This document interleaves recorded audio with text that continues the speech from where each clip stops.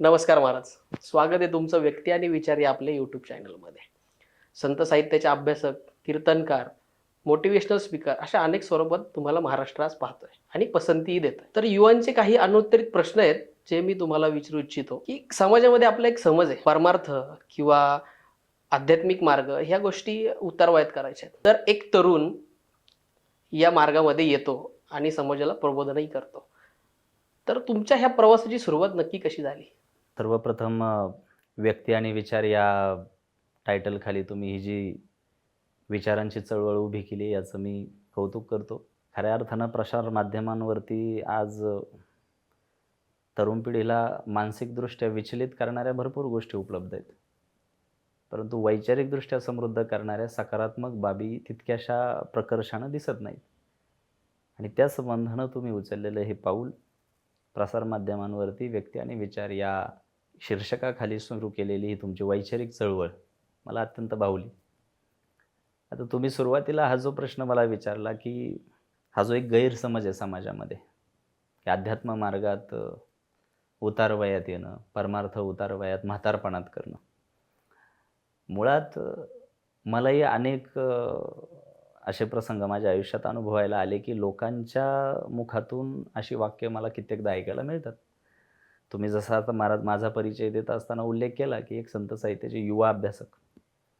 तर युवा अभ्यासक म्हणून जेव्हा समाजात मी रुजू झालो, आज कीर्तन प्रवचनाच्या आणि व्याख्यानांच्या माध्यमातून राज्यभर प्रवास करत असताना कैकदा असे प्रसंग येतात, की गाडीतून उतरल्यानंतर काही मंडळी मला विचारतात, "महाराज या वयात इकडे कसं काय?" तर त्यांचा या वयात हा शब्द मला खटकतो. म्हणजे लोकांची मानसिकताच अशी झाली आहे किंवा त्यांच्या मनावर किंवा बुद्धिपटलावर असं कोणीतरी अप्रत्यक्षरित्या बिंबवलंय, की महाराज म्हणजे कोणीतरी दाढी वाढलेला, पोट सुटलेला, जटाधारी, 50शीच्या पलीकडला, 60-70 गाठलेला, असं एक टिपिकल चित्र त्यांनी बनवून ठेवलेलं आहे. मला असं वाटतं, की या सगळ्या संकुचित विचारधारेच्या पलीकडे जाण्याची आता वेळ आलेली आहे. वारकरी संप्रदाय आणि वारकरी संप्रदायाचं प्रतिनिधित्व करणारी जेवढी संत मालिकेतली मंडळी आपण आज पाहतो, अभ्यासानं जर पाहिलं तर वारकरी संप्रदायाच्या संत मालिकेत कोणत्याही संतांनी म्हातारपणात परमार्थ सुरू केला नाही. ज्यांनी पाया रचला ते माऊली ज्ञानोबा आहे. ज्ञानेश्वरी सांगताना त्यांचं वय काय होतं हे तपासून पाहावं. जे वारकरी संप्रदायाच्या कलशस्थानी विराजमान झाले ते जगद्गुरू तुकोबार आहे. ज्यांच्या गाथा आज 5वा वेद म्हणून स्वीकारला गेला, त्यांचं वय काय होतं हेही आपण तपासून पाहावं. मुळात परमार्थ उतारवयात करावा, ही मानसिकताच आपण मोडून काढली पाहिजे. वक्तृत्वातून, व्याख्यानातून आणि चिंतनातून लोकांना जेव्हा विविध दाखले देत असतो, तर ह्या बाबतीत एक महत्त्वाचा दाखला मी कायम देत असतो, तो तुम्हालाही आज सांगतो. देवाची पूजा करत असताना देवपूजेसाठी कोणीही ताजी फुले निवडेल की सुकलेली फुले निवडेल? ताजी फुले. अगदी साधा सरळ प्रश्न आहे. मग माझा साधा सरळ भाबडा प्रश्न असा आहे, की देवपूजेसाठी तुम्ही फुलं निवडताना जरी ताजी निवडत असाल, तर परमार्थ करत असताना देवाच्या पायावर सुद्धा असं ताजं फुल व्हायला पाहिजे. ते सुकलेलं म्हातारपणातलं फुल देवाला का आवडेल? प्रत्येक ठिकाणी जेव्हा द्विधा मनस्थिती कोणाची होईल, तेव्हा त्याने स्वतःला त्या जागेवर ठेवून विचार केला पाहिजे. रोज सकाळी घराचा दरवाजा उघडल्यानंतर घराच्या दरवाजामध्ये कोणी दुर्गंध येणारी सुकलेली फुलं टाकून गेलं असेल, तुम्हाला आवडेल का? तुम्हाला आवडेल? निश्चित आवडणार नाही. मग जर आपल्याला व्यावहारिक पातळीवर हाडामासाच्या आपल्या मनुष्य यातीत जन्म घेतलेल्या माणसाला ती दुर्गंध येणारी फुलं आवडणार नाही, त्याला कशी आवडतील?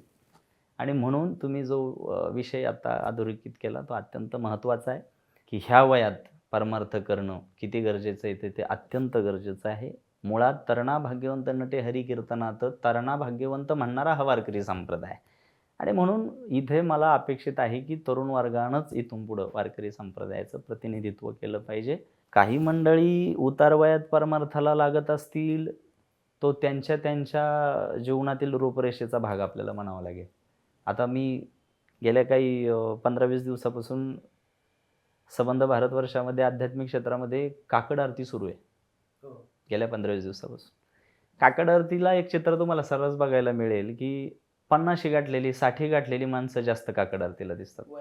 वयस्कर मंडळी. तुम्हाला असं कोणी तरुण मंडळी आता अलीकडल्या काळात दिसायला लागली, ती एक चांगली अभिमानाची बाब आहे. पण बहुतांश वयस्कर माणसं बघायला मिळतात. मला असं वाटतं, की मी कोणत्याही निष्ठावंत वारकऱ्यांवर बोट ठेवणार नाही किंवा त्यांच्या निष्ठेला कोणत्या त्या भावनेला ठेच पोहोचवणार नाही. पण मला असं वाटतं, की कोणताही काकड आरतीला निघालेला जेव्हा वयस्कर माणूस तुम्हाला दिसेल, त्याला हाताला धरून पहिलं हे विचारलं पाहिजे, "तू आतापर्यंत होतास कुठे?" जर तुझी केसं पिकल्यानंतर, गुडघे दुखायला लागल्यानंतर, ऐकू कमी झाल्यानंतरच तू काकड आरतीला येत असशील, तर हा प्रश्न फार महत्त्वाचा आहे, की तू आतापर्यंत होता कुठे? काही माणसं आत्ता त्या वयात काकड आरतीला ह्याच्यामुळे जातात, कारण तिथे चहा वेळेवर भेटतो, घरी वेळेवर भेटत नाही. ही अवघड दुर्दैवाची सगळी गोष्ट आहे, शोकांतिक आहे. म्हणून मला असं वाटतं, की जर फक्त म्हातारपणात कोणी परमार्थाला लागत असेल, तर तो त्याच्या वेळ घालवण्याचं एक साधन आणि मनोरंजनाचं एक साधन त्याच्यासाठी असू शकतं. पण म्हातारपणातली वेळ जात नाही म्हणून केलेली भक्ती ही स्वीकारार्ह नाही. तुम्हाला ज्या गोष्टी तारुण्यात अप्राप्य वाटतात, त्या गोष्टींचा त्याग करून जेव्हा तुम्ही भक्ती कराल, ती भक्ती स्वीकारार्ह परमेश्वरासाठी आहे. म्हणून तरुणपणात परमार्थ गरजेचा आहे.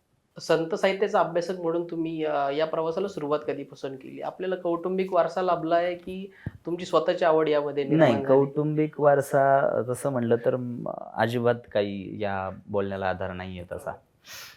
साहजिक आहे, लोकांना वाटतं की चैतन्य महाराजांना आध्यात्मिक किंवा पारमार्थिक पार्श्वभूमी असेल किंवा त्यांच्या मागच्या काही पिढ्या संप्रदायात असतील, तर हे मी फार सुज्ञपणे आणि प्रामाणिकपणे स्पष्ट करत आलो आहे, की अगदी तसा तीळ मात्र कोणताही वारसा अध्यात्माचा आणि संप्रदायाचा माझ्या परिवाराला नव्हता. पण तुमचा प्रश्न असा आहे, की याच्यामध्ये येणं कसं झालं? तर अगदी थोडक्यात मी सांगेल, की माझं लहानपण हे मुंबईत गेलं.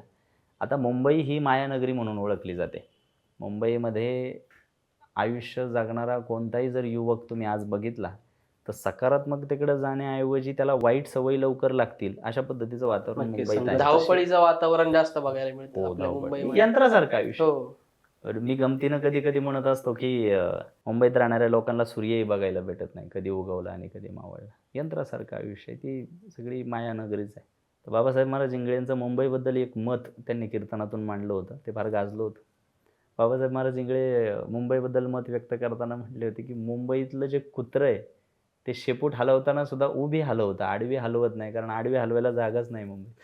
यंत्रासारखी पळणारी मुंबई, तिथे फार तर वाईट सवयी फार लवकर लागतील, परंतु चांगल्या लागणार नाही.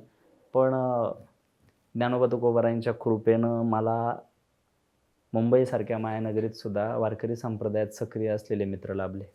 माझं साधारणतः 9 किंवा 10 वर्षाचा असेल मी.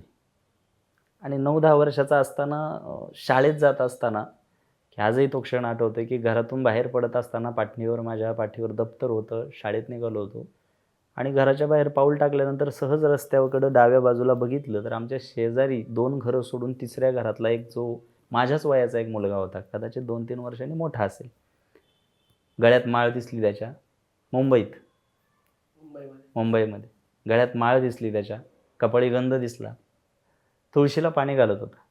आणि एवढं तरी मला कळण्याइतपत त्या वयात समज होती, की कोणीतरी देवपूजा करून तुळशीला पाणी घालतंय. त्या मुलाजवळ गेलो.